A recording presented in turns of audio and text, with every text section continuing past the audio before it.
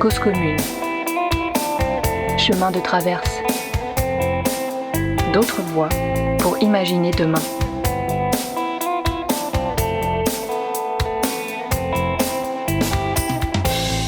Bonsoir à toutes, bonsoir à tous pour ce 64e épisode de Chemin de traverse, d'autres voies pour imaginer demain. Dans Chemin de traverse, Julie, Mehdi, Élise et moi-même Fred, nous espérons vous proposer de belles rencontres et mettre en avant des parcours personnels et professionnels, des passions, des engagements.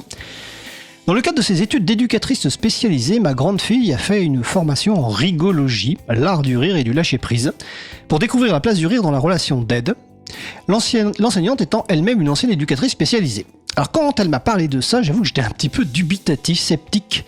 On a donc fait en famille il y a quelques mois un atelier de rigologie intergénérationnelle pour découvrir ça, pareil j'en reparlerai tout à l'heure, et on a passé au final un très bon moment. Et donc j'ai dit, banco, on va inviter cette enseignante. L'enseignante c'est Virginie Lemignon, elle est notre invitée ce mercredi. Virginie Lemignon, en tant qu'éducatrice spécialisée, a accompagné pendant une quinzaine d'années de nombreux publics en difficulté. Un burn-out va remettre profondément sa vie en question. À la suite de différentes étapes, elle devient apicultrice et accompagne particuliers entreprises à cultiver leur joie de vivre, à réduire leur stress, prévenir le burn-out et développer leur confiance. Nous sommes installés dans le cocon du studio de la radio. Prenez place avec nous pour cet échange qui va suivre. Avant que la discussion ne commence, je vous rappelle que nous sommes en direct ce mercredi 3 juin 2026 sur Radio Cause Commune, la voix des possibles, sur 93.1 FM et en DAB+, en Ile-de-France, partout dans le monde sur le site causecommune.fm. Mais vous écoutez peut-être une rediffusion ou un podcast. N'hésitez pas à participer, à intervenir en direct. Julie réalise l'émission ce soir. Bonsoir Julie. Bonsoir à tous et bonne émission. Merci. Donc Julie attend vos appels. Pour cela, notre téléphone est branché. Vous pouvez nous appeler au 09 72 51 55 46.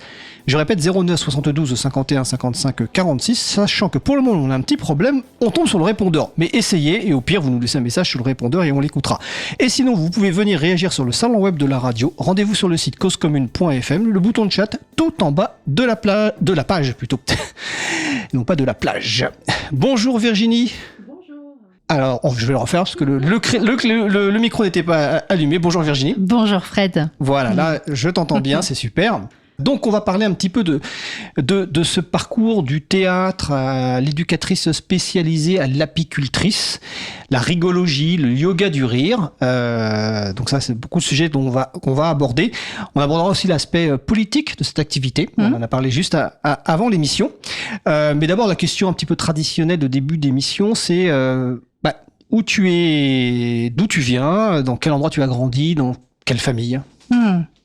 Alors, je suis née dans les Yvelines, à Poissy, donc en région parisienne, et dans une famille avec un papa cheminot et une maman qui travaillait à la sécurité sociale, une sœur, et puis la vue sur la forêt de Saint-Germain. Donc c'était un environnement très coucounant, j'allais dire, et vraiment ouvert. D'accord. C'était dans quelles années, sans indiscrétion? Je suis née en 80. 80, d'accord, ok. Et j'aime bien poser la question de savoir comment les gens étaient enfants, donc petites filles, notamment parce que on a beaucoup d'évolutions après. Donc déjà, notamment, j'ai posé des questions par rapport qui sont liées évidemment à tes activités futures. Est-ce que tu avais déjà de l'empathie avec les autres? Est-ce que tu avais envie d'aider les autres? Est-ce que tu étais tournée vers les autres quand tu étais petite fille? Oui, j'ai des souvenirs. Alors j'aimais bien embarquer évidemment les autres, notamment pour faire du théâtre, décorer, voilà, et des petits spectacles dans la famille ou pour les amis. Et puis j'ai le souvenir d'avoir milité entre guillemets pour la protection des animaux. Voilà, j'avais une sensibilité aussi, une empathie pour le vivant. Ouais. D'accord. Et ça prenait sous quelle forme la protection des animaux? J'avais fait des affiches protégeons la nature que j'avais placardées à la boulangerie et d'ailleurs en mettant notre numéro de téléphone, et quand la dame de WWF a appelé à la maison, je me suis fait enguirlander par mes parents d'avoir mis le numéro de téléphone comme ça sur des petites affichettes. J'avais peut-être 9 ans. 9 ans. D'accord. 8-9 ans. D'accord. Est-ce que tu étais dans la discrétion, dans la douceur? Parce que souvent, les petites filles sont on inculque la discrétion et la douceur, contrairement aux garçons, c'est plutôt de s'affirmer, etc. Je te pose la question parce qu'aujourd'hui, je te sens très affirmé. Donc, tu as déjà dit que tu embarquais les autres. Donc, est-ce que tu es dans la discrétion, dans la douceur ou pas du tout? Non, j'étais plutôt quelqu'un de... En tout cas, j'avais déjà une volonté. Alors après, mes parents sont bretons, hein, donc voilà, j'avais déjà ma tête de mule de bretonne. Donc, c'est la réputation des Bretons et des Bretonnes. Oui, ouais. D'être borné, c'est ça? D'être têtu. Têtu, d'accord, ok. Et oui, en tout cas, j'étais pas discrète, non. Comparée à ma petite sœur, par exemple. Mais pour autant, pas non plus une boute en train ou une trublionne. Enfin, pas du tout. Donc, j'avais à la fois ce côté première de la classe, qui fait les choses comme elles doivent être faites, et puis pour pas sortir du cadre. Et en revanche, j'avais des activités artistiques multiples. Donc, je faisais de la danse, du théâtre, et là, je pouvais déborder, en fait. D'accord. Donc, Et ce goût de l'art, ça vient de tes parents, ça vient de ton entourage, ou c'est simplement toi qui... Alors, je pense que ma mère a senti qu'il y avait un désir, parce que dès que j'ai demandé, elle a jamais refusé, en fait. Ouais. Donc, j'ai commencé la danse classique à peut-être 6 ans. Et puis très rapidement, mes parents n'ont jamais... Alors, j'ai vraiment des parents en or, hein, qui m'ont vraiment permis d'expérimenter tout ce que je voulais, en fait. Et il y avait une grande liberté et une grande confiance dans ce qui nous laissait vivre. Et ça, c'est important. Et je le dis à tous les enfants qui nous écoutent aujourd'hui ou qui sont autour de la table. C'est quand on a des parents comme ça, il faut en profiter. Donc, ce que je comprends bien, c'est, alors, t'étais très bonne donc à l'école, première de la classe. Oui. Et à côté artistique.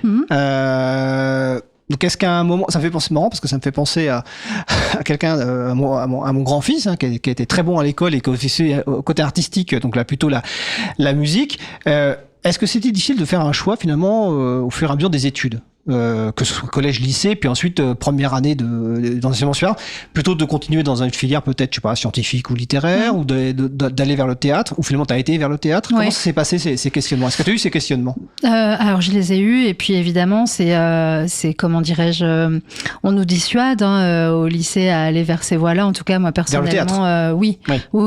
Donc j'ai testé, moi c'était les langues, donc j'ai testé une fac d'italien, et puis au bout d'un an ou deux, j'ai dû arrêter en cours de 2e année pour aller, pour le coup, dans le bâtiment d'à côté, à Nanterre. J'étais à la fac d'art du spectacle, du coup, à Nanterre, où là, j'ai étudié 4 ans les arts du spectacle, option théâtre. Option théâtre. Donc, c'était quand même très large, parce que quand même 4 ans, t'as le temps de voir beaucoup de choses. Oui. Et pourquoi le théâtre particulièrement? Qu'est-ce qui t'a attiré dans le théâtre? C'est d'être sur scène, ou au contraire de mettre en scène? Qu'est-ce qui t'attirait? Alors, à l'origine, jusqu'à justement la fac, je jouais principalement. Ouais. Et puis l'université, ça m'a permis justement d'avoir des cours de scénographie, des cours d'écriture, etc. Donc, et de rencontrer aussi des collègues, des camarades avec lesquels on a pu monter des projets. Et là, j'ai pu m'essayer à différents rôles, à l'écriture, à la mise en scène. Donc, on a monté une petite compagnie, donc j'ai, en tant qu'amateur en fait et étudiante, pu un peu voir tous les postes entre guillemets. D'accord. Et est-ce qu'il y en a un qui te plaisait plus qu'un autre? Alors, à l'époque, je sais pas. En tout cas, il y avait quelque chose en moi où j'avais pas envie d'être sous le feu des projecteurs. J'adorais jouer, mais je savais que ma vie n'était pas sur scène. D'accord. Alors, pour que je comprenne bien, t'aimais être sur scène, oui, mais tu savais que ta vie serait pas sur scène. Oui. Parce que finalement, t'aimais plus ne pas être sur scène, ou parce que être sur scène te demandait beaucoup d'énergie? Parce qu'on peut aimer être sur scène et que ça demande beaucoup d'énergie. Oui. Je pense que c'est aussi une question de milieu. En fait, je me sentais pas à ma place dans le milieu, et je sentais qu'il y avait quelque chose à mettre au service, parce que assez rapidement, en fait, pendant que j'étais à l'université, j'ai commencé à animer des ateliers de théâtre avec des personnes avec handicap ou avec des enfants. Et puisque c'était aussi une possibilité comme à côté de mes jobs d'étudiant, quoi. Et à partir en colonie de vacances, voilà, en tant qu'animatrice pour animer ce genre d'activité. Et en fait, je sentais bien que c'était une activité qui me faisait beaucoup de bien émotionnellement et puis même en termes de confiance en moi. Enfin voilà, j'étais quand même, j'ai jamais eu peur de parler en public. Voilà, il y a un certain nombre d'éléments que dès la vingtaine, je sentais que ça portait du fruit en fait pour les autres et donc j'ai très vite en fait eu envie de le mettre au service des autres et de sentir que ma place était plus de le rendre disponible et le mettre au service plutôt que moi développer une activité de comédienne. Voilà, j'ai jamais passé les concours, par exemple. J'avais plein de copines qui passaient le conservatoire, et en fait, moi, ça m'intéressait pas du tout. En fait, si je comprends bien, t'es pas dans l'individualité, c'est-à-dire entre guillemets la vedette qui est sur scène. T'es dans le collectif, dans la création de liens, et l'accompagnement. C'est ça, ouais. D'accord. Ouais, et ça, très tôt. Très tôt. Et même quand t'étais plus jeune, t'avais ça dans tes... Parce que tu disais tout à l'heure que t'entraînais les autres. Quand on entraîne les autres, c'est que voilà, on aime le collectif. C'est-à-dire qu'on est en capacité de faire des choses seul. Mais finalement, ce qui nous motive plus, c'est finalement le collectif. C'est le lien. Oui. Est-ce que c'est ça ? Oui, il y avait de ça et puis il y avait une dimension de sauveuse en moi aussi, bien sûr. Il y avait cette cape de super-héroïne qui avait envie pour les autres, donc et puis qui avait envie de sauver, bien sûr. Et d'où peut-être, quand on y verra tout à l'heure, le besoin de tout contrôler aussi. Oui, exactement. Alors, il y a une question sur le salon web de Julie, mais comme je ne suis pas sûr de comprendre exactement la question et que tu as un micro, Julie, je te suggère d'activer ton micro et de poser la question. Oui, en fait, tu as parlé que de ces activités, tu as dit plusieurs fois le mot activité, avec les autres, dans les colos ou aux animations. Mais quelle activité exactement ? J'ai pas très bien compris. En particulier, à l'époque, c'était en particulier le théâtre, mais on va dire le corps de manière générale, puisque je venais aussi de la danse, donc j'avais une pratique, j'ai parlé de la danse classique, mais qui a pas duré très longtemps. J'ai vite bifurqué vers la danse contemporaine, danse africaine aussi. Et ça encore aujourd'hui fait partie de ma boîte à outils en fait, le corps, la voix aussi, le chant, puisque j'ai toujours chanté, donc c'est autant de choses que j'aimais pratiquer pour moi, mais que j'animais aussi avec des groupes. D'accord, donc tout ça se passe, donc t'es à Nanterre, t'es en formation donc d'art du spectacle, donc études théâtrales, ça dure 4 ans. Et pourtant, si j'ai bien suivi, tu ne deviens pas une professionnelle. Tu vas plutôt bifurquer, c'est-à-dire que tu vas changer d'études pour entamer des études d'éducatrice spécialisée. C'est ça. Un jour... Alors, qu'est-ce qui s'est passé, justement ? je rentre d'une colo et je me dis quand même, j'aimerais bien avoir un statut pour faire ça, parce que je suis animatrice, c'est pas valorisé du tout, en fait, tout ce que je propose. Donc, et si j'avais un diplôme pour ça, donc je connaissais rien du tout des métiers du social et j'ai passé le concours d'éducateur spécialisé. Donc là, j'ai 23 ans et je le décroche. Et donc, je me retrouve en formation à Cergy, à l'EPSS à l'époque, et je découvre la lutte contre les exclusions. Et là, ça a été un peu un des premiers points de bascule. La lutte contre les exclusions. Oui, parce que en fait, dans la dimension de sauvetage, voilà, la petite sauveuse qu'il y avait en moi n'avait pas conscience réellement. J'avais un parcours littéraire, donc j'avais jamais fait d'économie, j'avais jamais fait d'études sociales en fait, et donc j'ai découvert le monde politique, en fait, quelque part, et j'ai découvert au travers des publics avec lesquels j'avais envie de travailler la lutte contre les exclusions. Donc, en particulier, j'ai travaillé avec des personnes de la rue. Tout au début de ma formation, ça a vraiment été un de mes premiers stages, donc ça m'a marqué. Et je dis que ça a été un tournant parce qu'en fait, la partie en moi plus en colère a pris la place de l'artiste en fait, et j'ai progressivement abandonné ce désir que j'avais de mettre au service l'art au service des autres pour plutôt des engagements et des postes en tant qu'éducatrice spécialisée plus j'allais dire plus ancrés dans un engagement. J'avais besoin de me sentir actrice sociale en fait. Et en prise directe avec des gens qui avaient ce besoin-là, c'est-à-dire travailler directement avec des personnes en difficulté, enfin exclues ou autres, quel que soit, d'être vraiment en contact, en prise directe, quoi. Oui, alors ça, oui, c'était une certitude. Et puis d'aller vraiment, j'avais une très haute estime de mes limites, donc du coup, donc et puis je me prenais hyper au sérieux. Enfin voilà, faut imaginer, voilà, j'avais la vingtaine et je me prenais vraiment pour une super héroïne. Et je pensais que j'avais pas de limites. J'avais jamais touché à ma vulnérabilité. J'avais jamais douté qu'à un moment donné ça pouvait craquer en fait. Et donc plus je grandissais, plus je faisais une expérience que je voyais, parce que tiens, les personnes de la rue, et puis j'ai envie d'aller vers les personnes qui se droguent, et puis j'ai envie d'aller dans la rue, et puis j'ai envie d'aller vers la prostitution, et puis et en fait c'était toujours, et puis j'ai envie de faire un volontariat international, voilà. Et en fait, j'étais dans la surenchère expérientielle entre guillemets, sauf que en fait, j'écoutais pas du tout ni mes besoins, ni mes limites, et donc forcément, ça a craqué, quoi.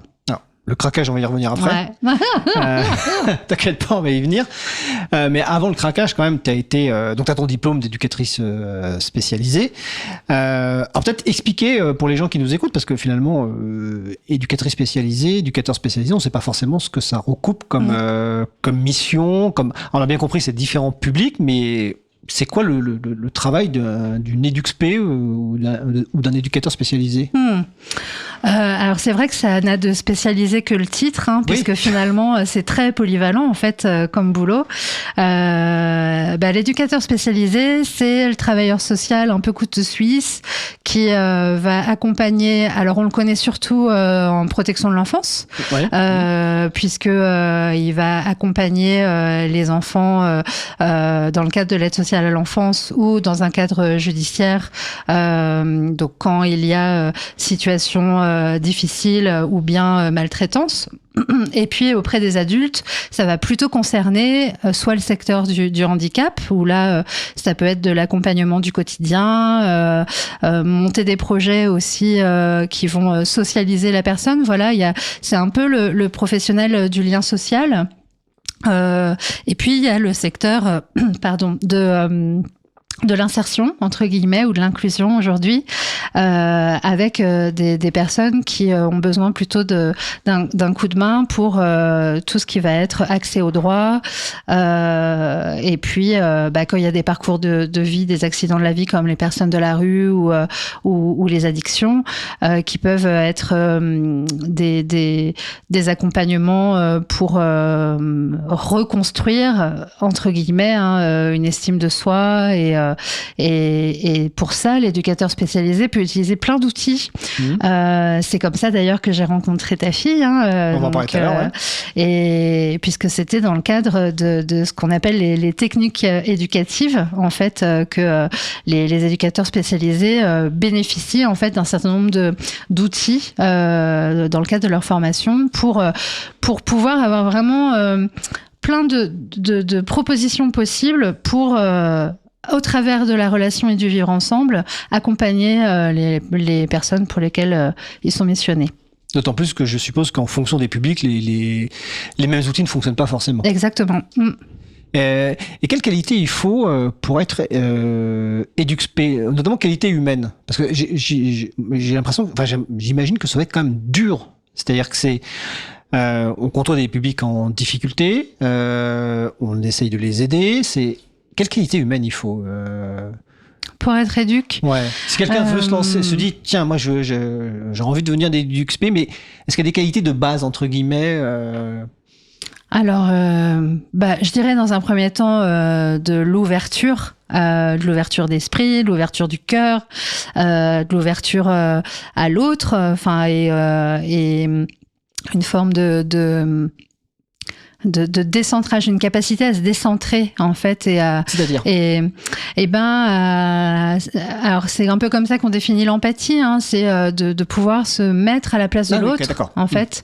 Et j'irai plus loin, c'est aussi de se décentrer par rapport à nos représentations. Donc c'est d'avoir une capacité psychologique, hein, et puis après ça se travaille, hein, de pouvoir imaginer que un autre est possible. En fait, et que notre vision du monde, c'est pas forcément la bonne vision, c'est notre vision, que la personne face peut avoir une autre vision, et il faut la comprendre pour l'accompagner. Exactement, c'est ça. Et donc ça, je dirais que c'est la première qualité. Après, évidemment, on peut parler de bienveillance, on peut parler d'empathie, on peut parler de connaissance de soi. Mais tout ça, en tout cas au niveau de la connaissance de soi, c'est aussi l'expérience qui va faire le professionnel que vous devenez, quoi, entre guillemets.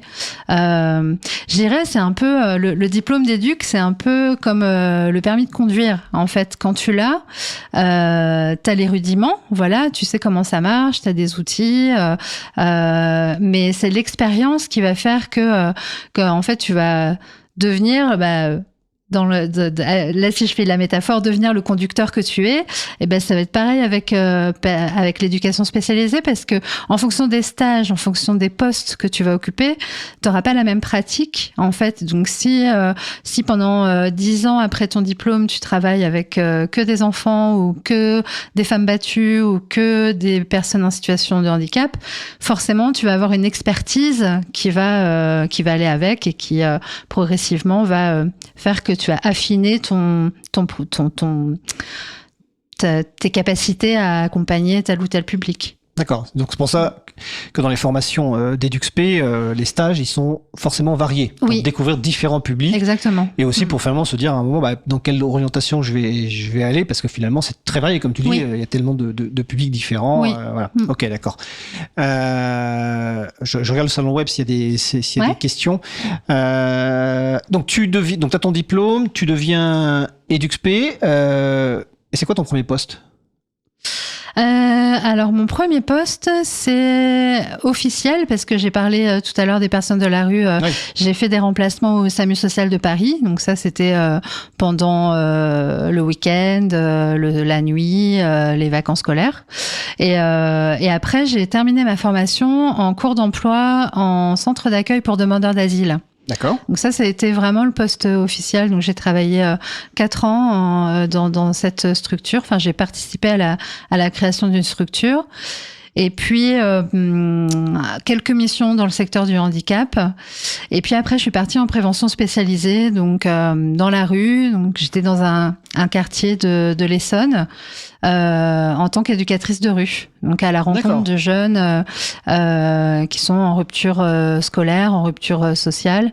Donc c'est un mandat de la protection de l'enfance, mais comment dirais-je, en fait, les éducateurs de rue vont à la rencontre des jeunes pour créer du lien et puis envisager au travers notamment d'activités qu'on va vivre ensemble. Donc là, ça peut être du foot, ça peut être des sorties, ça peut être des séjours de rupture pour créer du lien à partir duquel on va tenter d'accompagner aussi le jeune dans sa trajectoire. D'accord. Et ces changements de poste, c'est des choix de ta part ou c'est des opportunités ? C'est les deux. Les deux ? Oui, ouais. C'est à la fois une envie de changement. Je suis quelqu'un qui a besoin de diversité. Hein. Je me lasse vite. Et donc, il y a à la fois le besoin de changement, la curiosité aussi. Hein. Et puis, ce que je décrivais tout à l'heure, cet appétit d'aller toujours vers des choses pour élargir ma zone de confort, en fait. Donc j'avais vraiment cette tendance-là. D'accord. Et en termes de poste, tu es restée tout le temps éducatrice spécialisée ou t'es devenue responsable ou t'as changé un peu? Ouais, sur la fin, j'ai passé un diplôme de chef de service, en fait, donc dans les dernières années, en 2013. Et donc, j'étais chef de service à l'époque où je travaillais justement auprès des femmes en situation de prostitution. D'accord. Et ça te plaisait ou pas? Parce que finalement, tu étais moins au contact direct avec ces femmes. Enfin, je te pose une question, j'en sais rien, peut-être pas, mais... alors si, quand même, beaucoup. Si. Mais oui, ça me plaisait, c'est une bonne question. Oui, ça me plaisait parce que j'ai aussi développé à cette époque-là une activité de formation, donc pour transmettre, accompagner. Donc c'est une association qui travaillait beaucoup avec les bénévoles aussi. Donc il y avait toute une dimension justement sur le savoir-être. C'est l'Institut Inviam ? Alors, pour les formations, c'était Inviam, oui, mais ça dépendait de l'association Captif La Libération, le poste dans lequel j'étais. Et donc, il y avait aussi tout cet aspect-là d'accompagner justement le savoir-être en fait et l'acceptation de nos limites et de notre impuissance, parce que là c'est des publics avec lesquels on peut pas, enfin la cape de sauveur était partie depuis longtemps. donc il y avait aussi cette dimension là à accompagner avec les équipes. D'accord. Et là j'ai vu sur ton site, on en parlera tout à l'heure, que tu as un axe très fort autour de l'accompagnement de femmes. Mmh. Dans le cadre de ton métier d'éducatrice spécialisée, est-ce que c'était déjà le cas aussi? Ça s'est imposé à moi. Ça s'est imposé, c'était pas un choix? Non.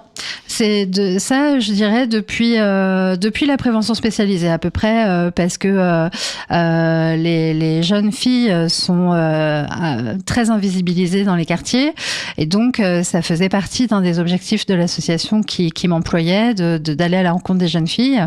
Et à partir de là, il y a quelque chose un peu qui comme ça s'est vraiment imposé en fait, et finalement je suis passée de la prévention spécialisée aux femmes en situation de prostitution parce que ça restait la rue, et en fait j'avais goûté au milieu ouvert et à aller vers les personnes dans l'environnement où ils étaient en fait, et donc c'est une pratique dans l'éducation spécialisée qui est assez particulière, parce qu'on n'est pas dans une structure en fait, dans un établissement, et c'est finalement, ça aurait pu être un autre public en fait. Ce que j'avais envie de garder, en tout cas, c'était vraiment le luxe entre guillemets de pouvoir rencontrer les gens dans la rue, et donc quelque part, en tout cas, j'ai un grand amour pour la liberté, et en fait le principe sur lequel ça se base, c'est la libre adhésion.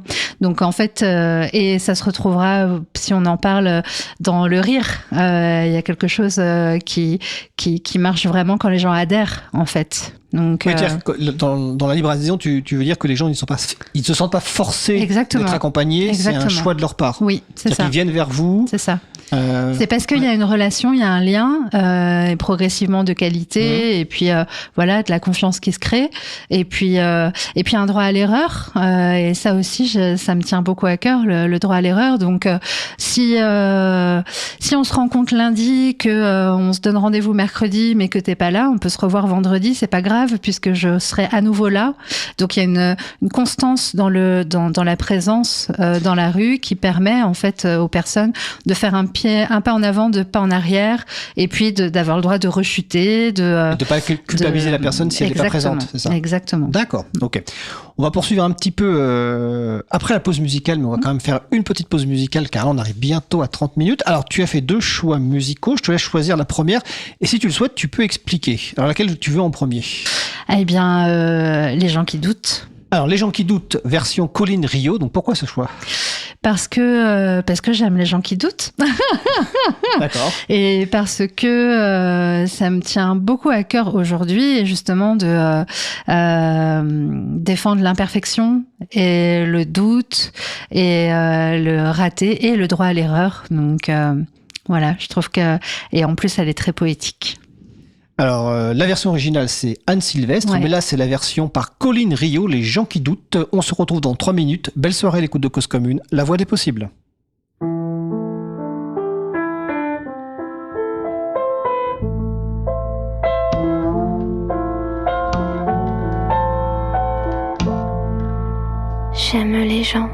qui doutent, les gens qui trop écoutent leur cœur se balancer. J'aime les gens qui disent et qui se contredisent et sans se dénoncer. J'aime les gens qui tremblent, que parfois ils ne semblent capables de juger. J'aime les gens qui passent moitié dans leur godasse et moitié à côté. J'aime leurs petites chansons, même s'ils passent pour des cons. J'aime ceux qui paniquent, ceux qui sont pas logiques, enfin, pas comme il faut. Ceux qui, avec leur chaîne, pour pas que ça nous gêne, font un bruit de grelot. Ceux qui n'auront pas honte de n'être au bout du compte que des ratés du cœur. Pour n'avoir pas su dire, délivrez-nous du pire et gardez le meilleur. J'aime leurs petites chansons, même s'ils passent pour des cons. J'aime les gens qui n'osent s'approprier les choses, encore moins les gens. Ceux qui veulent bien être qu'une simple fenêtre pour les yeux des enfants. Ceux qui, sans oriflamme, les daltoniens de l'âme, ignorent les couleurs. Ceux qui sont assez poires pour que jamais l'histoire leur rende les honneurs. J'aime leurs petites chansons, même s'ils passent pour des cons. J'aime les gens qui doutent et voudraient qu'on leur foute la paix de temps en temps, et qu'on ne les malmène jamais quand ils promènent leurs automnes au printemps. Qu'on leur dise que l'âme fait de plus belles flammes que tous ces tristes culs. Qu'on les remercie, qu'on leur dise, on leur crie merci d'avoir vécu. Merci pour la tendresse, et tant pis pour vos fesses qui ont fait ce qu'elles ont pu.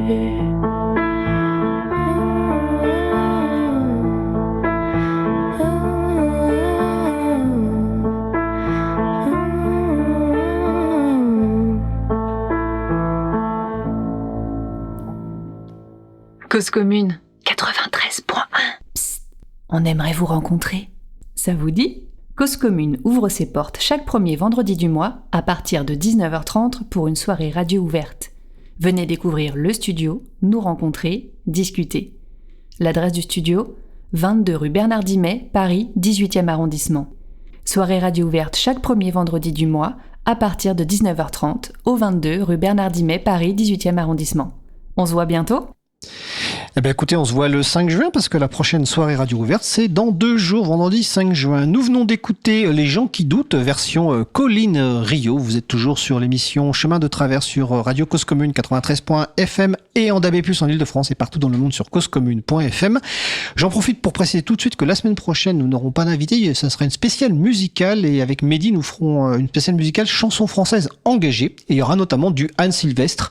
La chanson originale Les gens qui doutent étant de Anne Sylvestre, mais ça sera une autre chanson qui sera diffusée la semaine prochaine. Donc nous sommes toujours avec Virginie Lemignon, ex-éducatrice spécialisée devenue apicultrice, et on va aborder l'apicultrice tout à l'heure, mais on va finir quand même sur la partie éducatrice spécialisée. Donc juste avant la pause musicale, tu parlais notamment que tu avais fait des formations et que tu travaillais beaucoup notamment auprès de personnes dans la rue, que c'était vraiment ce qui était ta motivation. Mais néanmoins, à un moment, ton corps va dire stop. Alors comment ça va se passer ? Est-ce que ça va être tout d'un coup ? Est-ce que ça va devenir progressivement ?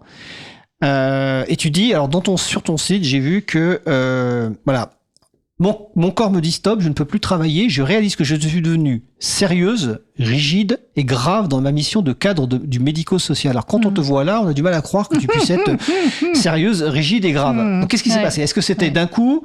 Est-ce que c'est un événement qui a produit ça? Est-ce que c'était progressif? Raconte-nous ça. Alors, ce qu'il y a de pervers avec le burn-out, c'est que ça, t'es dans un tunnel, mais tu sais pas que, voilà, t'as pas conscience d'être dedans. Et donc, mes proches pourraient dire que c'était progressif, que eux l'avaient vu venir. Par contre, moi, j'étais pas du tout, j'étais dans un déni total. Complètement total. À Noël, je disais que je laisserais mon poste pour rien au monde. Et en janvier, mi-janvier, je pouvais plus me lever. Un matin, j'ai pas pu me lever, j'étais en larmes. Et ça a été le début de la fin, entre guillemets, en tout cas, d'une longue période de repos. Donc t'as été mis en arrêt maladie, c'est ça? Ah oui, j'ai été arrêtée plusieurs mois. Et puis, alors c'est difficile à décrire, mais il y avait beaucoup de honte. Et puis une perte de mon identité. En fait, ça, je le comprends maintenant. Hein, mais qui je suis si je ne suis plus une professionnelle? Qui suis-je? Tu n'es plus une super-héroïne? Eh ben non, c'est ça, exactement. Parce que tout à l'heure, t'as dit que t'étais une super-héroïne. Exactement. Donc c'est un peu ça? Je ne suis plus une super-héroïne, mais qui suis-je si je suis pas une super-héroïne, en fait? Qui suis-je si j'ai plus de travail pour me définir, si je produis plus aussi, hein, ma place si tu dans la produis société. plus, c'est marrant comme expression dans un milieu d'EduxP. J'avais quand même des missions. Il fallait faire tenir. Il y avait quelque chose aussi fallait faire tenir la baraque, quoi. Enfin, t'as parlé de contrôle tout à l'heure. Il y avait vraiment quelque chose aussi de cet acabit-là. Mais est-ce que c'est le poste justement de direction, d'encadrement qui a généré ça ou pas du tout?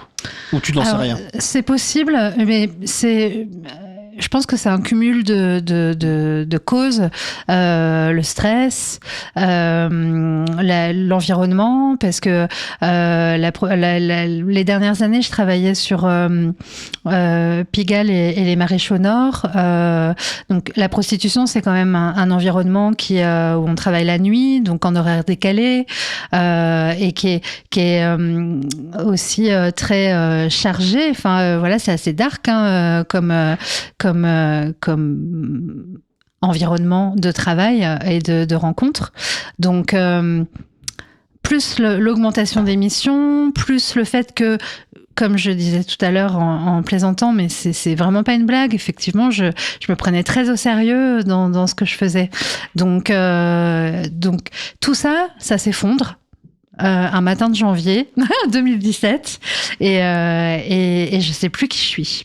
Donc ça a été vraiment une profonde remise en question de qui j'étais et également de où j'étais, puisque je pense que l'environnement de vie aussi, je vivais à Paris 11e à l'époque, et la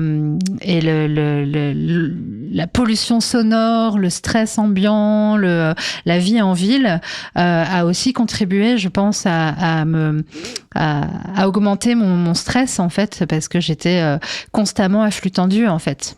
D'accord. Donc, tu es en arrêt maladie pendant plusieurs mois. Est-ce que tu dis, je vais aller voir des professionnels, de l'accompagnement? Comment tu gères ça? Enfin, comment tu gères ça?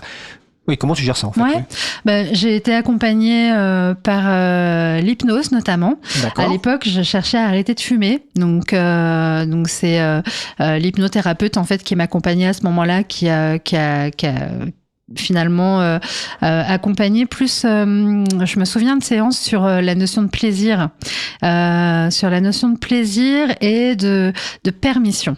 Voilà, donc ça. De permission, c'est-à-dire. Oui, de me donner la permission de kiffer, en fait, et de faire des choses pour le plaisir, en fait, même en arrêt maladie, parce qu'il y avait aussi beaucoup de culpabilité, hein, dans cet arrêt, donc je me sentais inutile, et puis j'étais pas capable d'aller voir en face mes collègues, mes employeurs, voilà, c'était quand même. Est-ce que tu ressentais une culpabilité par rapport aux gens que t'accompagnais? Genre, je les laisse tomber? Non, c'était plus par rapport aux équipes. Plus par rapport aux équipes. Ouais. D'accord. Ouais. C'est intéressant ça. D'accord. Donc hypnothérapie, autre chose ou... Gestalt, la Gestalt thérapie qui est une thérapie qui est basée sur le comportement et donc et sur l'expérience en fait. Donc et là en fait au travers de ça, je découvre que j'ai très peu de contact avec mes ressentis corporels et avec mes émotions en fait. Donc et en fait si maintenant, avec le recul, je peux l'expliquer, le fait de avoir complètement abandonné les activités d'expression et l'art pendant toutes ces années-là. Ah, c'est-à-dire que tu faisais plus de danse, plus rien? Non, okay, plus d'accord. rien. Ouais. Et donc, je chantais un peu, mais vraiment très ponctuellement. Et du coup, j'avais plus de soupape, en fait, aussi physique et artistique. Et sans doute que ça a contribué. C'est sans doute que ça a accumulé dans le corps, alors qu'avant, finalement, la danse ou autre aurait permis d'expulser. Exactement. Ce que finalement, le rire peut-être a permis après. Exactement. D'accord, ok. Et sur ton site, je sais plus trop où, à un moment, j'ai vu un papier où tu dis, enfin un article où tu dis, je tape dans un moteur de recherche comment rire de soi. Exactement. Et la suite m'a beaucoup amusé. Ouais. Alors je te laisse la raconter parce que c'est le début de la suite justement, la suite de ta vie. Ben oui, en fait, je tape dans mon moteur de recherche comment rire de soi parce que vraiment je sentais que j'avais besoin un peu de déglinguer ça en fait, voilà, et puis de faire tomber le masque en fait, voilà, et vraiment cette démarche là. Et en bas de ma rue, rue Charonne, il y avait un club de rire, donc je passe la porte du club de rire. Donc en 2017, il y a un club de rire rue Charonne. Ouais. D'accord. Et c'est en bas de chez toi. Oui, et c'est en bas de chez moi. D'accord. Et donc, je découvre le yoga du rire et la rigologie avec Émeric Astier. Et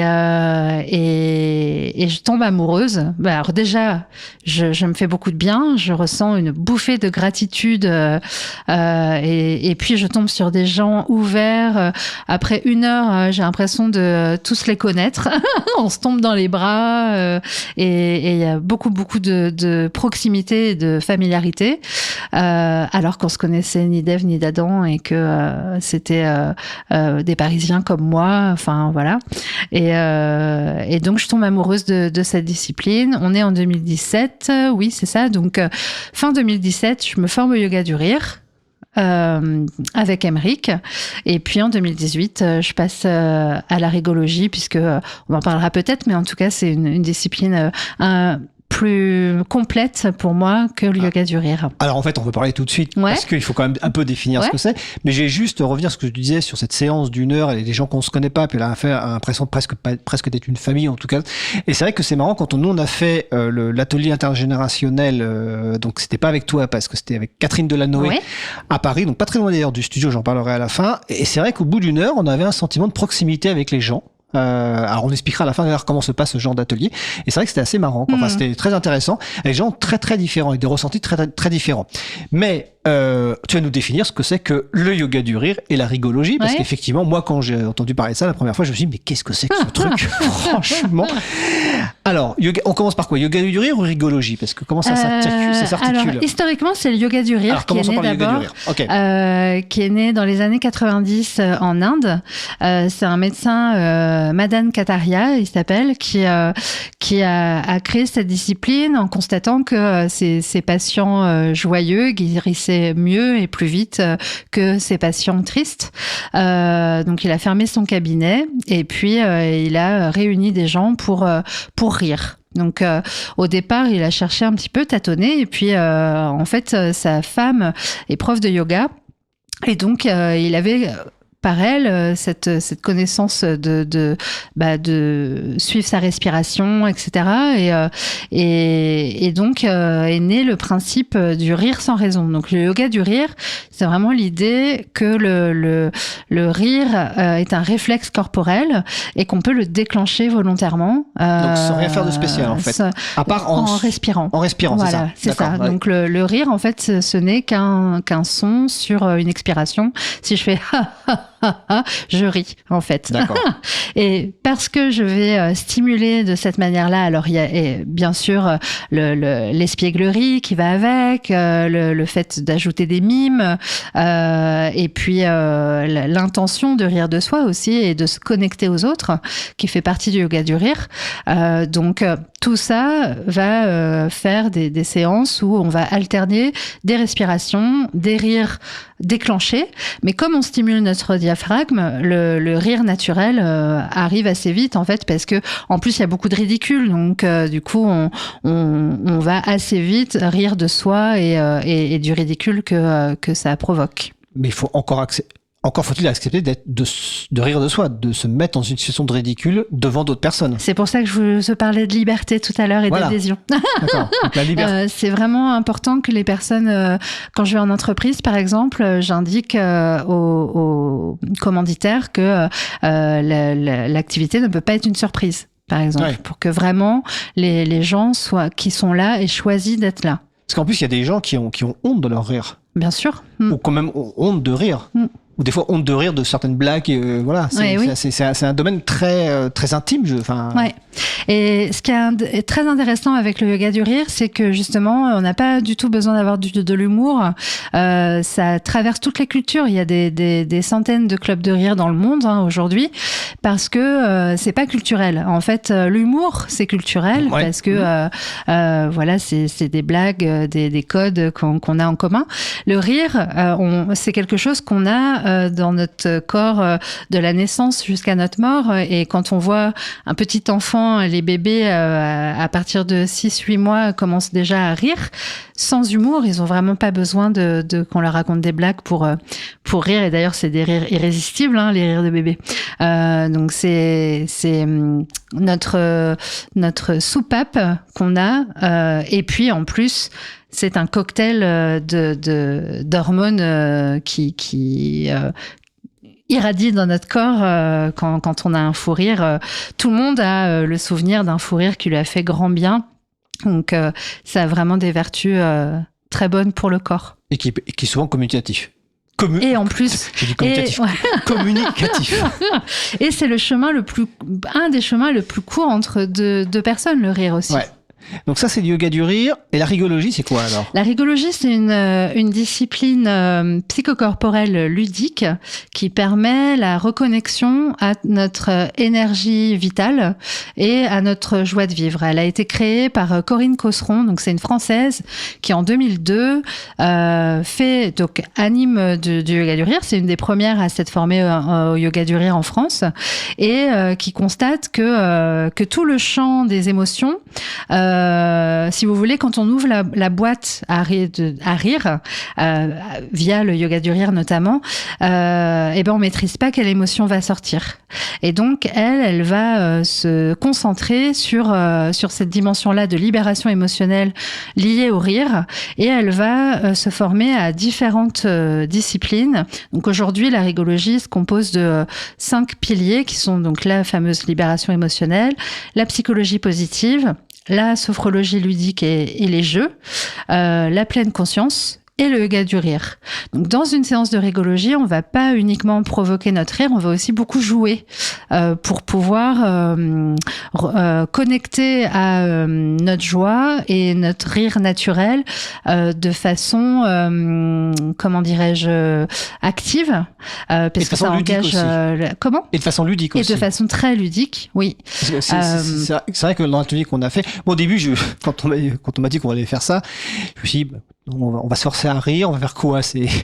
Et en fait, on arrive et donc Catherine Delanoë nous dit qu'on va faire différentes scènes en fait. On va jouer différentes scènes, notamment au moment où on doit jouer collectivement un sorte de monstre avec chacun sur son tour, etc. Et en fait, ça fonctionne. C'est-à-dire que et sur la partie libération émotionnelle, ce qui m'avait surpris, c'était qu'en fait, j'avais l'impression qu'il y avait des gens quasiment qui pleuraient à certains moments, ou en tout cas, on sentait qu'une émotion très très forte qui sortait. Oui.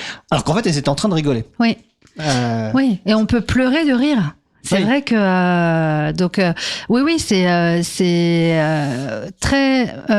c'est insoupçonné en fait, mais ça peut être très puissant. Et en t'écoutant, je me disais, quand on rit et quand on joue, ce sont des moments aussi où le mental, on peut pas penser à autre chose. En fait, essayez de penser à quelque chose pendant que vous êtes en train de rire. En fait, le mental est complètement happé en fait, et c'est pareil avec le jeu, en fait, quand on est à fond dans un jeu. Et donc, pendant 1 heure, vous êtes mis en situation où votre mental, il peut se reposer, en fait. Et vous engagez votre corps. Vous êtes en situation où il n'y a pas d'enjeu, où en plus, on est mis en situation de se tromper, le fameux droit à l'erreur, de rire de soi, d'être un peu ridicule, et donc d'être hyper libre. En fait, il y a quelque chose. Le directeur de l'école du rire, Julien Péchaud, il dit que une séance de rigologie, c'est une grande récréation entre adultes consentants. Donc, et c'est vrai que ça ressemble à ça, c'est qu'on va être vraiment dans tous les possibles, toutes les folies aussi. Hein. Et puis, alors, comme moi je suis clown de théâtre en plus maintenant, j'emprunte beaucoup au clown, au mime. Tout les bagages dont je parlais tout à l'heure aussi fait partie de la boîte à outils maintenant. J'ai posé des questions un peu provocantes, ouais. Mais bon, on en a parlé juste avant l'émission, parce qu'on est quand même sur une radio associative et militante aussi, quelque part. L'un des reproches, enfin pas l'un des reproches, mais en tout cas quand on entend parler de ça, on peut ou d'autres activités de ce genre, on peut se dire, bon, finalement c'est une injonction au bien-être, et c'est du développement personnel individuel. Alors qu'en fait, on en a discuté avant l'émission, c'est pas du tout ça. Et ça, ce qui m'intéresse, c'est quel aspect politique tu vois là-dedans dans cette action, enfin, dans la rigologie, dans le yoga du rire et dans tout ce que tu proposes aujourd'hui et qu'on détaillera après. Et ben justement, la rigologie, elle n'appartient pas au champ du développement personnel, mais vraiment plus à celui de l'épanouissement collectif. Et je me retrouve beaucoup là-dedans. Après, donc je me suis installée avec mon entreprise qui s'appelle l'Atelier qui ose en 2023, vraiment officiellement, avec l'art-thérapie qui est arrivée plus tard, etc. J'ai eu une question de sens sur cette activité après 1 an et demi d'activité. Sans doute parce que justement, en tant que travailleur social, je me sentais actrice sociale et que en ayant mon activité indépendante, j'étais seule de mon espèce en plus. Hein. Donc c'est cette dimension de quel sens ça a et est-ce que c'est un leurre en fait et en plus entre les injonctions au bonheur, on se souvient du livre Apicratie par exemple, et puis l'individualisme qui est rattaché au secteur du bien-être. L'un des points de bascule dont je te parlais, ça a été le livre de Camille Test, Politiser le bien-être, et qui m'a fait beaucoup de bien pour rattacher mon activité au monde en fait en général et le monde du bien-être en particulier pour comprendre en fait que le bien-être est perçu, enfin comment dirais-je, à la fois, ça peut être le levier de l'individualisme, en fait, et puis en tant que blanche, privilégiée, voilà, je sais de quoi je parle, alors que ce que je souhaite et ce que Camille Test décrit dans son livre, c'est vraiment accompagner l'émancipation des personnes, en fait. Je disais tout à l'heure, oser, c'est le début de la liberté. On est à l'atelier qui ose, donc il y a cette dimension-là d'une part.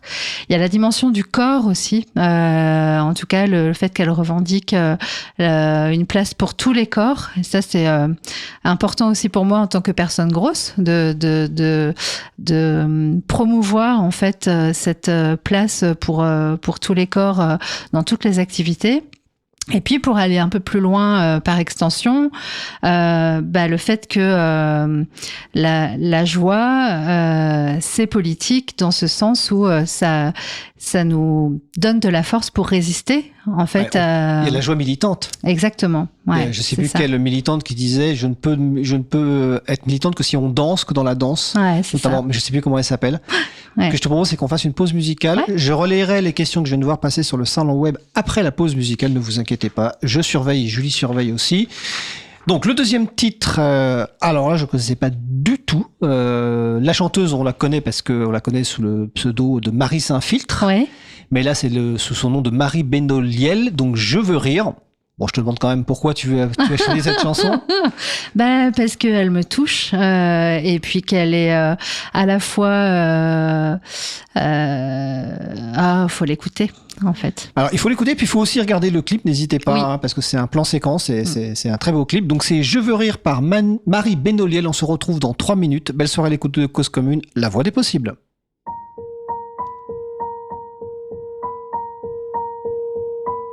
Si seulement je pouvais rire tout le temps, quel que soit le moment, rire de toutes mes dents. Moi j'aimerais rire de tout, c'est indécent. Mourir de rire à en mourir de déchirement. Si seulement je pouvais rire quand je n'y crois plus, et quand tout ce que j'aimais a disparu, quand il ne reste plus rien que mon chagrin, mes yeux pour pleurer sans lendemain.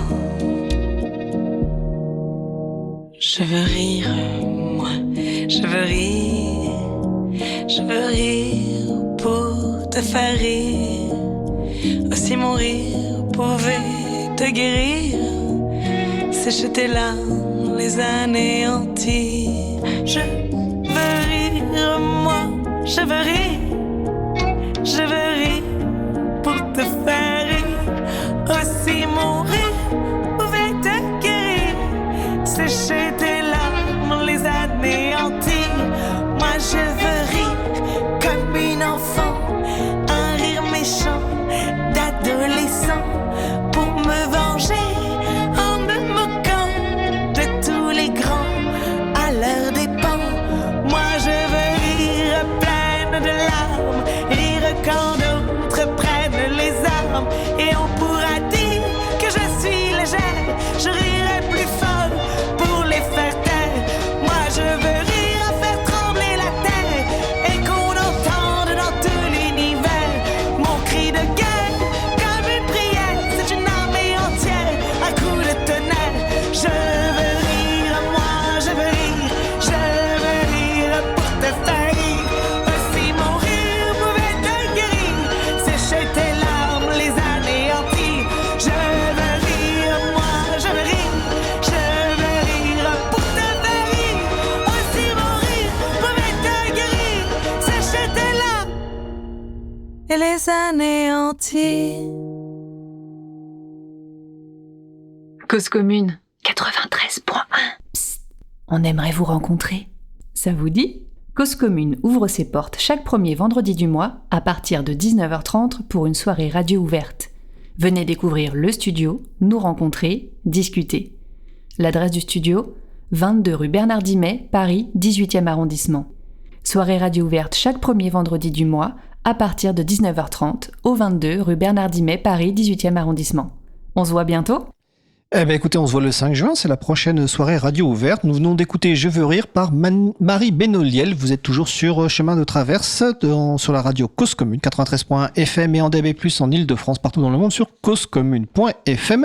Nous sommes toujours donc avec Virginie Lemignon, ex-éducatrice spécialisée devenue apicultrice. Il nous reste une petite demi-heure. Alors, je vais relayer que la première question pour le moment, parce que alors là, il y en a 3 qui s'enchaînent avec des textes assez longs, mais je vais relayer la première question donc, qui est posée sur le salon de la radio. Alors, je vais prendre le temps de la lire. Hein. La profession de l'invité ne consiste-t-elle au fond qu'en la mise en place d'un processus d'acceptation joyeuse, voire enthousiaste, par les employés, de la compétition au sein de leur entreprise au détriment de la coopération et du respect de la personne ? Virginie Lemignon. Oui, merci pour cette question pleine de sens. Oui, comment dirais-je, c'est très juste, effectivement. Quand on intervient en entreprise, il peut y avoir cette dimension d'instrumentalisation des activités de bien-être comme des pansements sur des jambes de bois. C'est tout à fait juste. Hein. Donc après, j'ai envie de répondre, tout dépend qui l'anime. Et on peut aussi avoir du recul. Comment dirais-je, c'est pas moi qui vais défaire la compétition qui existe dans les entreprises et on peut développer, je pense, avec le rire aussi la coopération et le respect de la personne. Et là, juste un petit exemple. J'aime bien demander aux gens en entreprise de venir en tant que personne et pas en tant que fonction, et donc que les cadres par exemple et que tout le monde soit mélangé en fait. Et moi je sais pas qui est qui en fait dans le groupe, et donc ça met quelque part tout le monde à la même enseigne. Et on parlait tout à l'heure du ridicule et de faire tomber le masque et d'être juste un humain qui joue. Une fois que on a vu son supérieur et qu'on a partagé avec ses collègues compétitifs ce genre de situation, si toutefois ils étaient partants pour le faire, hein, on parlait de l'adhésion et tout le monde n'a pas envie de se tourner en ridicule devant ses collègues, et bien dans ce cas-là, on peut peut-être se proposer d'habiter le monde tel qu'il est en fait, et avec toutes ces logiques discriminantes et compétitives, sans forcément renoncer à le changer. Voilà, et donc il y a aussi ce message-là dans ce que je propose. D'accord. Je vais relayer une deuxième question, ouais. Et ensuite je vais demander un peu aussi de nous expliquer ce que tu fais aujourd'hui, parce que ouais. voilà, après, mais je vais quand même relayer la deuxième question qui est, alors, la prolifération des professions liées au développement personnel ou au coaching collectif en entreprise, souvent exercée par des personnes elles-mêmes en reconversion professionnelle, n'est-elle pas révélatrice d'une société qui écarte, voire rejette, les plus de 45 ou de 50 ans ? Alors, c'est une bonne question. Alors, je suis pas sociologue, donc c'est de mon petit point de vue que je donne un avis. Hein, mais est-ce que ça les écarte du secteur, du champ professionnel? C'est ça. Hein, est-ce que c'est pas révélatrice d'une société qui écarte, voire rejette les plus de 45 ou de 50 ans? Peut-être, oui. Et en même temps, il y a une vraie précarisation des personnes qui se reconvertissent justement et qui travaillent comme ça en indépendante. Moi, je suis personnellement en coopérative d'activité d'emploi, et bon nombre des professionnels du bien-être ou pas, hein, d'ailleurs, mais en tout cas, si on reste sur ces secteurs-là qui sont rentrés en même temps que moi, n'ont pas forcément pu faire perdurer leur activité. Donc, il y a aussi, enfin, à la fois les plus de 50 ans sont mis de côté et invisibilisés, mais n'ont pas pour autant, malheureusement, d'avenir durable dans ces secteurs-là, malheureusement. D'accord. On va parler de tes activités actuelles. Ouais. Mais déjà, une première question, parce qu'aujourd'hui, tu n'es plus en région parisienne. Donc, est-ce que ton déménagement dans la Vienne, alors pas très loin de Poitiers, c'est ça? Oui, c'est ça. Pas très loin de Poitiers, c'est lié à ce changement d'activité ou c'est rien à voir? C'est concomitant, je dirais. Et après, l'une des activités que j'ai commencé à développer ont été permises parce que je me suis formée à Poitiers, mais c'était plus un concours de circonstances. On est parti avec mon compagnon parce que on avait besoin de vivre plus proche de la nature. Donc c'est vraiment la dimension pollution et pollution sonore et stress de la ville qui nous a amené à quitter Paris. D'accord. Et donc donc tu as créé donc l'atelier Kiose. Kiose, c'est K-I-Y-O-S-E. Le lien est dans la page consacrée à l'émission, évidemment. Donc tu es dans une coopérative, oui. Tu l'as dit. Et donc quelles sont globalement les activités que tu proposes et à qui en fait? Parce que là on l'a parlé l'accompagnement en entreprise, mais je crois que tu accompagnes aussi des particuliers. Donc Quelles sont tes activités et pour qui ? J'aime bien dire que j'accompagne entre profondeur et légèreté. Donc la légèreté, on en a déjà parlé avec le rire, la danse, et au niveau de la profondeur, j'accompagne la recherche de sens, le burn-out évidemment, et le deuil. Le centre vraiment, et c'est pour ça que je me suis définie comme apicultrice, le cœur, c'est vraiment la joie. L'élan vital, de prendre soin de ça. Donc je vais en structure médico-sociale pour des ateliers de clown, pour des ateliers d'art-thérapie, puisque la formation à Poitiers, c'est la faculté de médecine de Poitiers qui a un DU d'art-thérapie. Donc ça m'a permis en fait d'officialiser ce mariage entre le théâtre et puis le travail social, en tout cas l'accompagnement. Est-ce que tu peux préciser peut-être justement ce que c'est que l'art-thérapie ? L'art-thérapie, c'est le fait de mettre l'art au service j'allais dire, d'une dimension thérapeutique ou d'accompagnement. C'est un média qui va être entre le thérapeute et la personne accompagnée, et qui permet de s'exprimer autrement que par le langage, en fait. Donc ça peut passer par de l'écriture, par du dessin, par de la danse, par du clown. Donc moi, mon cœur de travail, c'est vraiment le corps et le clown. Et puis après, je me suis formée au journal créatif, qui est une technique plutôt d'art plastique et de journal intime qui utilise du mix média, de l'écriture. C'est quoi ? C'est du collage, de la peinture, du dessin. D'accord. Voilà. Et donc ça, c'est plutôt ce que je fais en structure médico-sociale. Je vais aussi en EHPAD, par exemple. Donc soit pour du yoga du rire, soit pour de l'art plastique. Et puis j'ai mon cabinet chez moi où je reçois des groupes et des individuels pour des stages. Donc je peux aussi accueillir, donc ça m'arrive d'organiser des retraites ou des séjours, voilà. Et donc soit avec les particuliers, soit avec des structures partenaires également. Et les stages, ça peut être à la journée, à la demi-journée, ça peut être de l'accompagnement individuel. Et puis enfin, la partie entreprise dont on a déjà parlé, où là, c'est en particulier le rire, les activités de yoga du rire et de rigologie. D'accord. Et sur l'animation d'ateliers, notamment collectifs, est-ce que ton expérience d'éducatrice spécialisée t'a été utile ? Bien sûr, bah oui.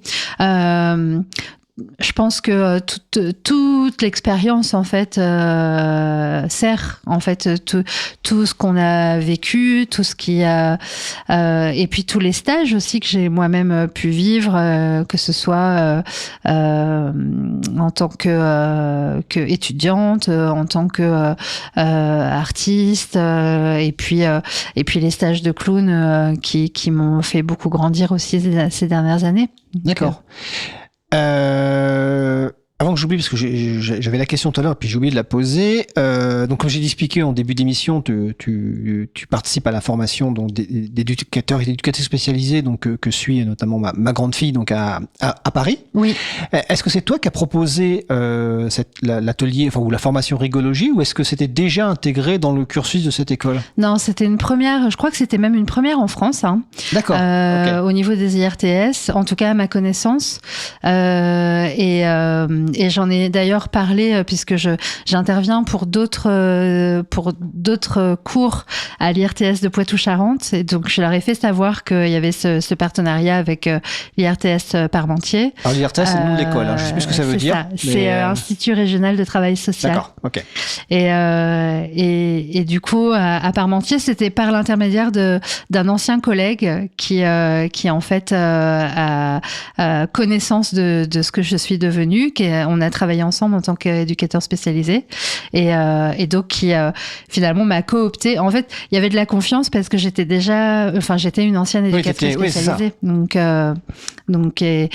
qui a parlé de cette activité à ses collègues pour que ça puisse rentrer dans les techniques éducatives. D'accord. Et c'était pas un cours obligatoire, c'est ça? C'était un. Non. Alors peut-être que j'ai une question. Je sais pas si en fait il y a une étudiante et un étudiant de l'école qui sont là avec nous. Est-ce que l'étudiante elle veut expliquer pourquoi elle a choisi de suivre à un moment cette formation ou pas?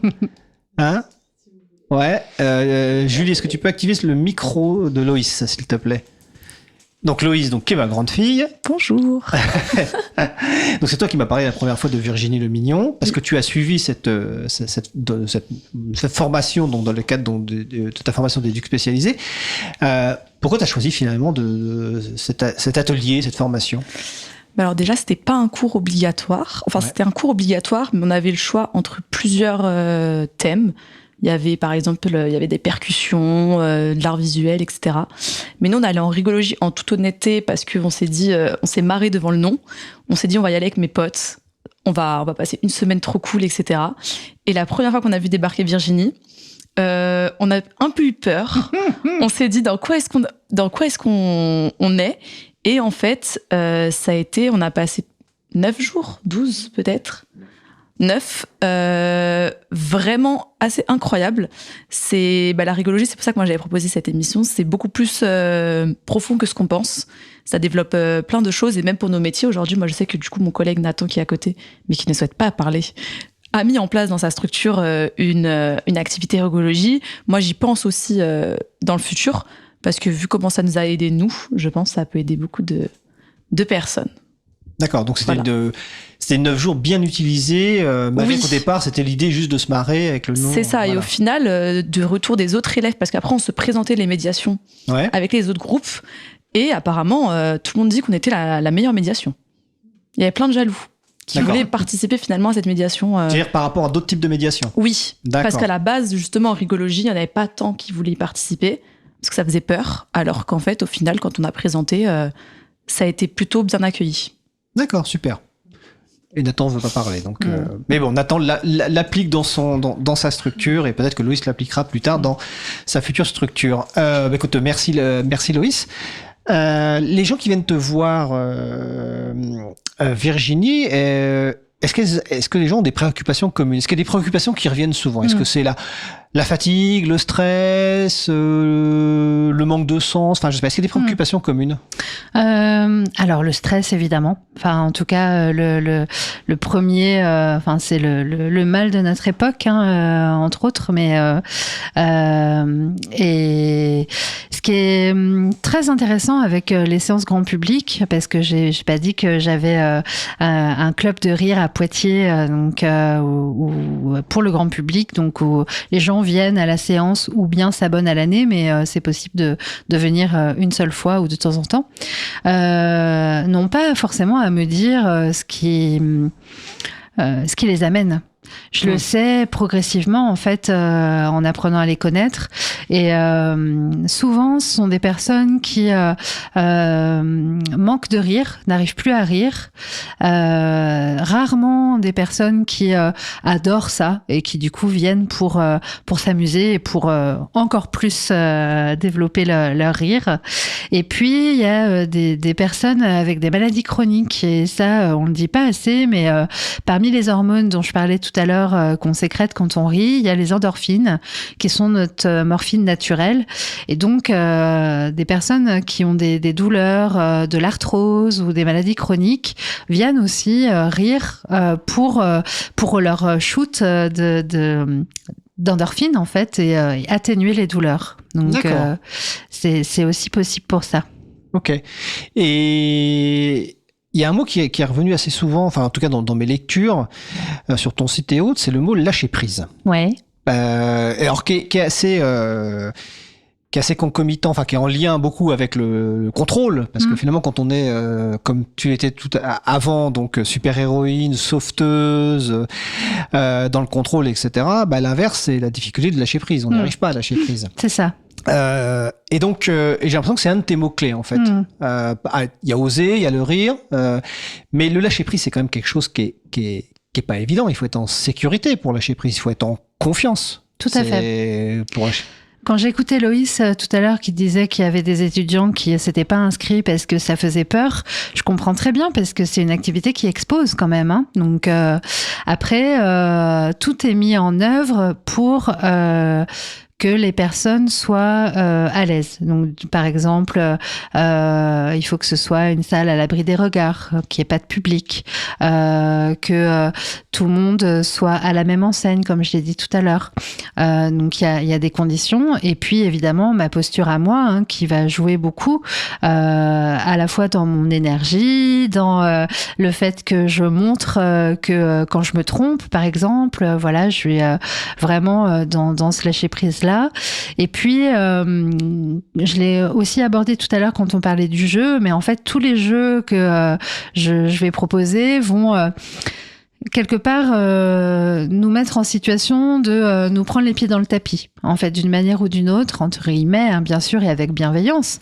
Mais donc il y a beaucoup de jeux coopératifs, par exemple, donc il y aura jamais d'humiliation, évidemment, mais une mise en situation où en fait lâcher prise, en fait, ça va passer par le corps, ça va passer aussi par la libération émotionnelle dont on a parlé, et donc ça passe par lâcher, encore une fois, faire tomber le masque, en fait.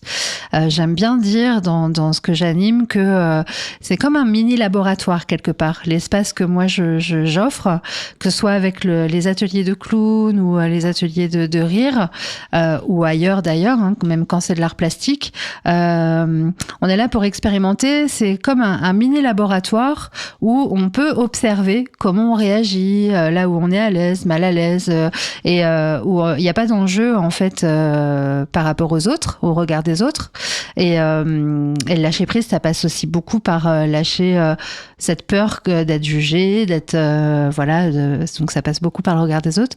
Donc ce mini laboratoire, il nous permet d'expérimenter des choses, de se rendre compte que en fait, même ridicule, on tient debout, qu'on est mieux en plus, qu'on passe un bon moment, et donc que ça va pas nous faire perdre la face et nous effondrer totalement. Et donc c'est un apprentissage qui fait petit pas par petit pas, de séance en séance aussi. D'accord. Tout à l'heure, dans le cadre d'activités d'éducatrice spécialisée, on a parlé notamment de l'accompagnement auprès de femmes. Et je me suis demandé, en fait, sur les ateliers que tu organises, est-ce que tu proposes des ateliers en non-mixité choisie que pour des femmes ou que pour des femmes, parce que pour justement générer de la confiance, le fait d'être que entre femmes, avec pas d'hommes pour les juger, etc. Enfin, est-ce que tu proposes ça ou pas du tout? Sur la rigologie, ça s'est pas présenté parce qu'il y a quelques hommes quand même, et que ce serait dommage, entre guillemets, que ça leur soit pas proposé. En revanche, il y a tout un pan des stages que je propose sur le thème justement de oser être soi, que ce soit en retraite, en parcours, en accompagnement individuel, où là c'est entre femmes, oui. Ouais. Et il y a beaucoup de sororité pour le coup, et j'ai un grand amour des groupes, ça je l'ai pas dit non plus, mais dans le sens où ce qui se passe dans le groupe ne m'appartient plus en fait. Moi j'impulse des choses, je mets des outils à disposition, et après il y a vraiment des très beaux échanges et des belles rencontres, et puis de l'inter-aide, entre les participantes. Du lien qui se crée entre les personnes. Oui. On approche bientôt de la fin de l'émission, mais sur ton blog, j'ai vu un billet de blog qui m'a intéressé, parce que tout à l'heure, tu parlais de psychologie positive, qui est pas forcément toujours très bien vu, parce qu'on a beaucoup d'a priori négatifs, faux là-dessus. Ouais. Et en fait, tu as fait un billet de blog, je vais le lire en partie parce qu'il est relativement court, je vais te demander de réagir, c'est la joie est-elle un choix? Et dans ce billet, tu dis, si vous voulez être plus de joie dans votre vie, il y a une chose que vous devez arrêter maintenant. On croit à tort que la méthode Coué, je vais bien, tout va bien, est la recette du bonheur, et qu'il suffit de balayer les ressentis désagréables sous le tapis pour se concentrer sur le positif. Erreur, les émotions désagréables ont aussi une fonction. Donc dès maintenant, vous devez arrêter de vouloir absolument aller bien et vous mettre à l'écoute de ce qui est là, même le négatif. L'idée n'est de ne pas de rester avec votre émotion désagréable, mais de la laisser vous traverser et donc la laisser s'en aller. Cette étape est hyper importante, c'est celle de la décharge émotionnelle, dont tu as déjà parlé, celle qui libère et fait ensuite de la place aux émotions agréables. Ouais. Ça m'a vraiment parlé, parce que il y a beaucoup de gens qui disent, oui, je vais bien, tout va bien, on se souvient des sketchs de certains, alors qu'en fait, c'est pas du tout ça, la psychologie positive. Exactement. Et merci de partager cet aspect-là de mon travail, parce qu'effectivement, les émotions, comme ce que tu viens de dire, ont vraiment toute une fonction, et c'est un de mes apprentissages aussi de ce burn-out, de ce parcours. J'ai pas évoqué la métaphore du kintsugi encore. Alors vas-y, je sais pas ce que c'est, mais vas-y. Mais j'aime bien cette image. Vous savez, c'est porcelaine japonaise qu'on répare avec de la poudre d'or et qui illustre, alors ce terme galvaudé de la résilience aussi, qu'on utilise à toutes les sauces actuellement, mais c'est une très belle image pour dire que c'est à travers nos cicatrices que la lumière peut passer en fait. Et en fait, le billet que tu as lu m'évoque ça, c'est que c'est parce que les émotions désagréables vont nous traverser, qu'on va se laisser traverser par ça, qu'on va accueillir notre vulnérabilité en fait, parce que ça nous rend quand même très très vulnérables de ressentir la tristesse, la colère, la peur, voilà, toutes ces émotions, et en fait, contrairement à ce qu'on croit, si on les met sous le tapis et qu'on contourne l'émotion, on ne fait que l'amplifier, lui donner du pouvoir, quoi. Alors que si je la laisse me traverser, peut-être que oui, ça va me rendre pas aussi belle que ce que je voudrais paraître. Mais en fait, ce sont ces cicatrices-là qui font notre authenticité et qui vont en plus permettre que la joie soit authentique. Et j'ai découvert aussi, je termine là-dessus, qu'en fait, les émotions désagréables, c'est la rançon des émotions agréables. Et que si je veux ressentir, en fait, si je veux ressentir la joie, si je veux ressentir l'émerveillement, si je veux ressentir la fierté, j'ai pas le choix d'accepter de tout ressentir, et donc y compris ce qui est pas agréable, quoi. Alors, avant d'oublier, et surtout parce que c'est important quand même, c'est pour découvrir la dirigologie, il y a plusieurs façons. Il y a notamment, si on est du côté de la Vienne, d'aller sur ton site, l'atelier qui ose. Mais pour les personnes qui sont à Paris, je conseille vraiment de tester l'atelier de rigologie intergénérationnelle qui a lieu un dimanche par mois. Alors en plus, il est vraiment à 5 minutes du studio. Le prochain, c'est c'est le dimanche 14 juin 2026. Donc ça dure 2 heures, je sais plus. J'ai un doute. 1h30. Donc des enchaînements d'exercices ludiques, dynamiques, où ça dure 1h30. On passe un très bon moment. Et donc le prochain, c'est le 14 juin. Je sais pas si nous on ira. Si on y va en tout cas, et que vous êtes là, je vous ferai visiter le studio après parce que c'est à côté. Et toi, si tu avais 1 ou 2 conseils à donner à des gens qui voudraient découvrir cette joie de vivre, la rigologie, yoga du rire, ce serait quoi? Ça serait d'aller à un atelier, ce serait quoi? Ouais, c'est ça. D'aller à un atelier de yoga du rire ou de rigologie. En passant d'ailleurs, Catherine Delanoë, elle anime également des ateliers grand public et pas intergénérationnels. Oui, là j'ai pas intergénérationnel parce qu'on était en famille, c'est vrai. Ouais, tu as raison. Le mardi et le vendredi soir au hasard ludique. Oui, tout à fait. C'est au hasard ludique à avenue Saint-Ouen, effectivement. Mais oui, oui, de tester. En tout cas, si ça vous rend curieux, de tester. Puis après, sur le site de l'École internationale du rire, il y a également le Rigolozoom pour les personnes qui n'ont pas forcément de club de rire à proximité ou qui sont empêchés dans leur mobilité. Et donc, il y a toute une équipe de bénévoles qui offrent des séquences de rire ou du yoga du rire ou de rigologie d'1 quart d'heure chaque jour. Il y en a plusieurs par jour. Et donc, vous cliquez, c'est gratuit et ça s'appelle le Rigolozoom. D'accord, je mettrai le lien sur la page de l'émission. Et d'ailleurs, je précise qu'il y a une vidéo sur la page de l'émission de 5-6 minutes qui montre justement ce que c'est qu'un atelier intergénérationnel avec Catherine Delaunay. Mais comme tu le dis, effectivement, au hasard ludique à Paris, elle fait aussi des ateliers grand public pour personnes seules, etc. Avant d'arriver sur les questions finales, je ne veux quand même pas oublier la question qui je pose à Cause Commune. Peut-on rire sur Cause Commune? Parce qu'en fait, c'est une bonne question. Hein. Et donc, c'est l'occasion de faire un peu d'autopromo pour une émission c'est Cause Chronique. C'est l'émission où l'humour prend le micro et tente le grand saut en direct. Donc, c'est un vendredi par mois. Des humoristes viennent à l'antenne pour tester leur chronique, affûter leurs vannes et faire rire sans décor, sans scène, mais avec la même énergie.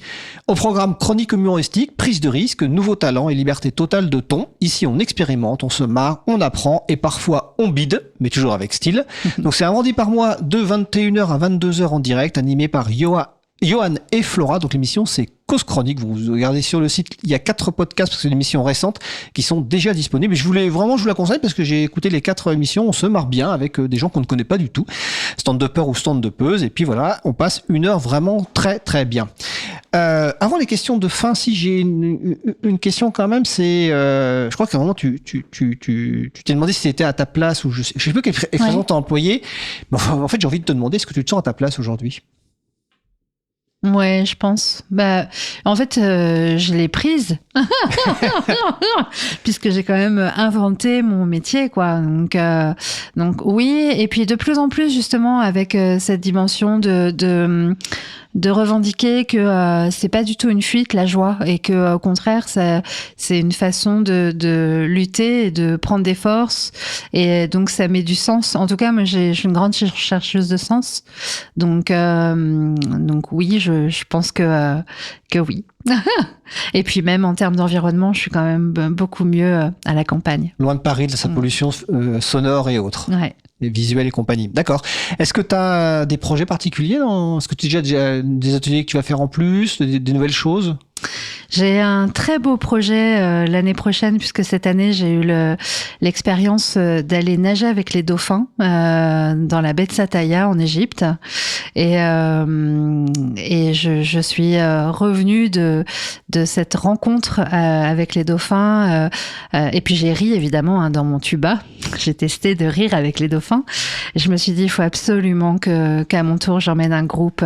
Donc j'organise ça en avril 2027. Ah bah c'est super. Ouais, écoute, on l'annoncera, tu nous feras, comme ça on l'annoncera. Les questions de fin traditionnelles, est-ce que tu as envie de partager quelque chose qui t'a émerveillé, fait du bien dernièrement?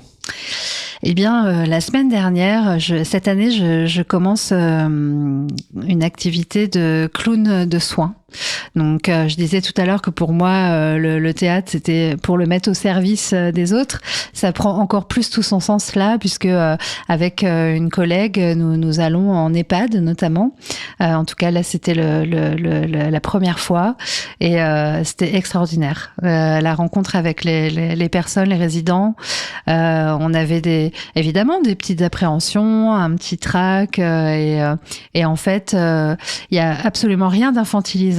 Une rencontre j'allais dire vraiment d'humain à humain, et que le personnage du clown permet avec beaucoup de liberté. Donc c'était vraiment un émerveillement et une grande joie. Super. Si tu avais la possibilité de parler à ton toi quand tu avais 10 ou 15 ans, qu'est-ce que tu lui dirais? Est-ce que tu aurais des conseils à lui donner? À part ose. Alors, elle osait déjà, je pense. Oui, c'est ça, elle osait déjà, c'est ce que tu disais. Ouais. Mais oui, j'aurais envie de m'adresser à l'adolescente et puis de lui dire de pas lâcher les activités artistiques, en fait. Qu'il n'y a rien qui remplace ça, la musique, la danse, le théâtre. À l'époque, j'avais déjà un rire légendaire, et puis je l'ai perdu en route. Donc, je dirais aussi de prendre soin de son rire, parce que il s'est éteint pendant trop longtemps, et donc il est quand même, il fait partie de moi, quoi. Et puis j'aurais envie de lui dire que la vulnérabilité, ça fait partie de l'être humain, quoi. Donc de pas avoir peur de pas être parfaite. Et tous les super-héros et toutes les super-héroïnes ont tous et toutes des fêlures. Exactement. Et tous. Un grand merci Virginie Lemignon, donc pour ton temps et ta confiance. Un grand merci à ma grande fille Loïs pour m'avoir fait découvrir la rigologie et d'être intervenue aujourd'hui. Merci aussi à Nathan pour ta présence, à Aurélie qui est de côté de la régie et évidemment à Julie qui réalisait l'émission ce soir. Donc, et merci à vous auditrices et auditeurs d'avoir été avec nous pendant cet échange. C'est un merci sincère parce qu'au fond, ce qui donne une vraie utilité, un vrai sens à notre échange, c'est votre présence, votre écoute, vos éventuelles réactions directes ou après l'émission.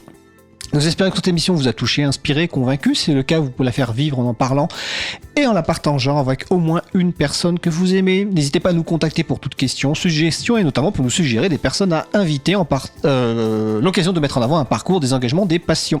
Si vous nous écoutez un podcast, pensez à vous abonner si ce n'est pas déjà fait. Vous pouvez aussi vous abonner à la lettre d'actu.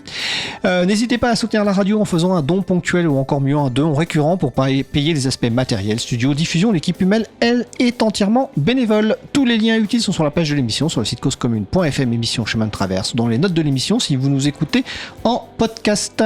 Chemin de Traverse est en direct tous les mercredis à 22h sur Cause Commune, 93.fm et en DAB+, en Ile-de-France et partout dans le monde sur causecommune.fm. Juste après l'émission, donc une nouvelle émission inédite de Minuit décousu. Alors le thème du jour, je ne l'ai pas noté, c'est marrant, mais en fait je m'en souviens, c'est la vieillesse sous toutes ses formes. La vieillesse en prison, parce que la prison fait vieillir les corps et les esprits.